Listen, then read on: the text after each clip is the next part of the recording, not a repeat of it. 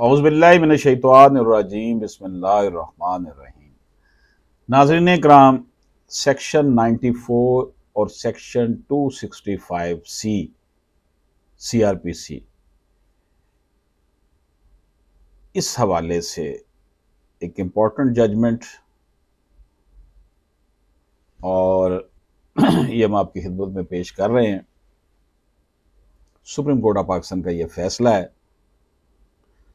फौजदारी केसेस में क्या मुल्ज़म हक़ दफा का मरहला आने से कबल भी सेक्शन 94 CRPC 1898 के तहत अदालत को दरख्वास्त दे सकता है कि इस्तगासा को हदायत जारी की जाए कि वो मुतलका दस्तावेज़ात अदालत में जमा कराए।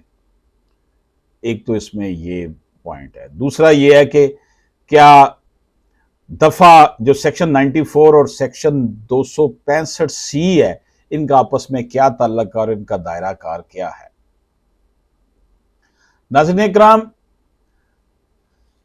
आइए हम इस हवाले से जो केस सुप्रीम कोर्ट में पेश हुआ उसकी बात करते हैं। मुद्दा अलैह और शरीक मुल्ज़मान को ड्रग रेगुलेटरी कानून के तहत मुकदमात इनके ऊपर थे। ट्रायल कोर्ट ने इस्तगासा की दस्तावेजात फराहम की, लेकिन इल्ज़ामात आयद किए जाने से पहले मुद्दा अलैह ने सेक्शन 94 के तहत 23 दस्तावेजात तलब की, ये कहते हुए कि वो इस्तगासा की कानूनी हैसियत का जायज़ा लेने के लिए अहम है कि इस्तगासा जो हमारे ऊपर इल्ज़ाम लगा रहा है वो ये डॉक्यूमेंट्स हमें पेश करे। 23 ट्रायल कोर्ट ने इसको मुस्तरद कर दिया। हाई कोर्ट ने जिरा की जरूरत का हवाला देते हुए इजाजत दे दी कि भाई ये डॉक्यूमेंट्स पेश किए जाएं, इसको दिए जाएं, फराहम किए जाएं ताकि जिरा में काम आ सके। इस्तगासा ने यह दरखास्त सुप्रीम कोर्ट में हाई कोर्ट के फैसले के खिलाफ दायर कर दिया। नाज़रीन इकराम, इसमें जो इशू था, जो इंपॉर्टेंट पॉइंट्स थे कि क्या ट्रायल शुरू होने से पहले कोई मुल्ज़म दरखास्त दे सकता है। ट्रायल कोर्ट सेक्शन 94 CRPC के तहत अपनी ताकत का इस्तेमाल करके और हदायत जारी कर सकता है कि इस्तगासा या शिकायत कुंदा किसी भी दस्तावेज को अदालत में पेश करे जो उसके कब्जे में है, जो दफा 265C मजमूआ ज़ाब्ता फौजदारी के तहत नहीं आता। क्या मुल्ज़म अपने दफा में दाखिल होने से पहले एक बयान दे सकता है कि इसके बावजूद के सेक्शन 94 CRPC के तहत किसी भी दस्तावेज की तैयारी के लिए दरखास्त सेक्शन 265C मजमूआ ज़ाब्ता फौजदारी की दफा इसे मौका फराहम करती हैं।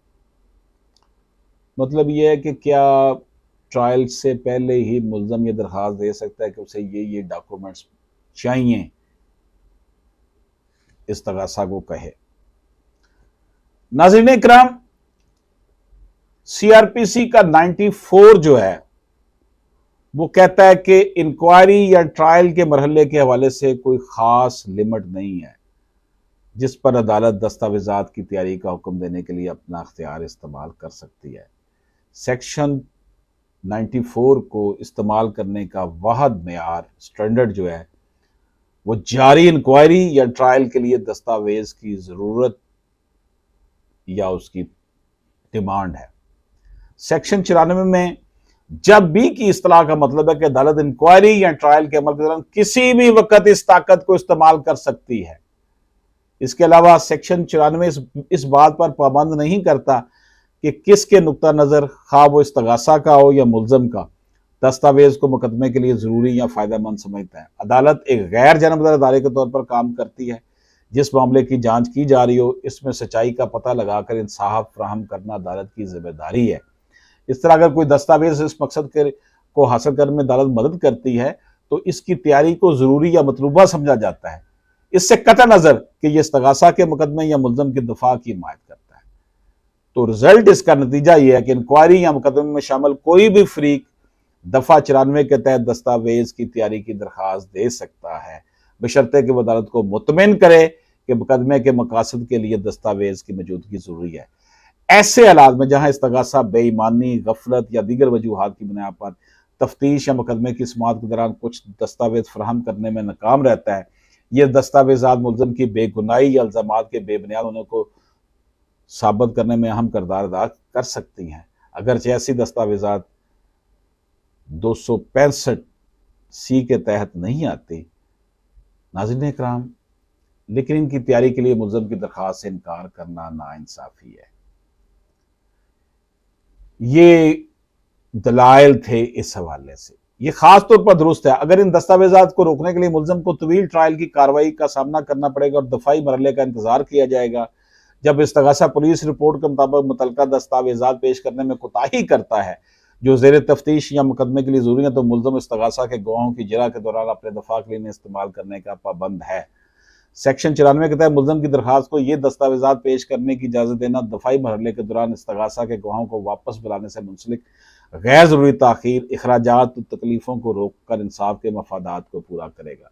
यानी कि आप उसको डॉक्यूमेंट्स दें ताकि एक लंबे प्रोसेस के बाद जिस बात तक पहुंचना है वो उसे कंक्लूड कर सके।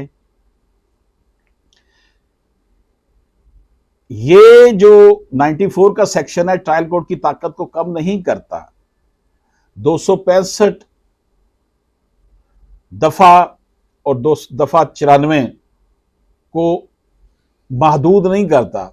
ये दोनों हिस्से मुख्तलिफ मकासद की तकमील करते हैं और अलग अलग दायरा कार रखते हैं।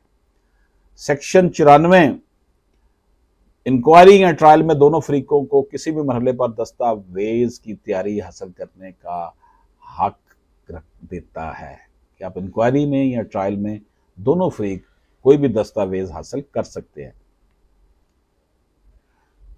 इसी तरह 265 एफ जो है मुलजम को दफाई मरहले के दौरान ये एक इसी तरह का मौका फराहम करता है। मुलजम के मुकदमे के आगाज से पहले ही मजमुआ ज़ाब्ता फौजदारी के सेक्शन 94 का इस्तेमाल करके दस्तावेज की तैयारी की दरख्वास्त कर सकता है, बशर्ते के दस्तावेज मुकदमे के मकासद के लिए ज़रूरी हों। दूसरी बात यह कि मुलजम जो है वो सेक्शन 94 के तहत दस्तावेज की तैयारी के लिए दरख्वास्त दे सकता है जो उसको डिफेंस के मरहले पर उसको ये मौका फराहम करना जरूरी होता है।